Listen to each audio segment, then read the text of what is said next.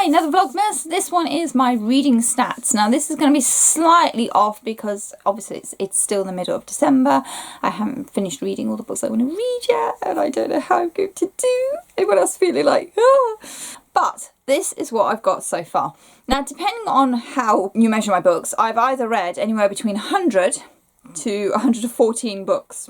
Some of the comics have been counted individually rather than as a collected issue, so that might be where the discrepancy is. And I think some books have been missed off my Storygraph list but are on my Excel document but are not on my Goodreads. It's a little bit messy this year. I'm not quite sure how that's happened, but anywhere between 100 and 114. I'm going to use the stats from the Storygraph app because I like Storygraph an awful lot, and they've got me down as exactly 100 books as of the 19th of December. 100 books works out for me at 34,127 pages. That's not bad. I am reading mostly adventurous books. I love the graphs they give. There you go. Isn't that so cool? Most of them are medium paced towards fast paced. The majority of my books are between 300 and 499 pages, and I am reading 100% fiction at the moment. Yeah. The majority of my books are fantasy. Ooh, you can see the window. There you go. That top bar is fantasy. Closely followed by young adult, which technically isn't a genre but an age group, but there we are.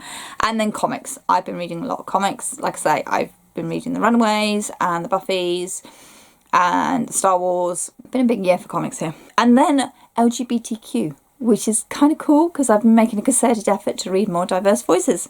Almost all of my books are physical books. I struggle to read on a screen, so no surprises there. My most read authors this year, now this is really interesting. John Ostrander, he did all the Star Wars, Clone Wars comics, so no surprise there because I read all of those at the beginning of the year.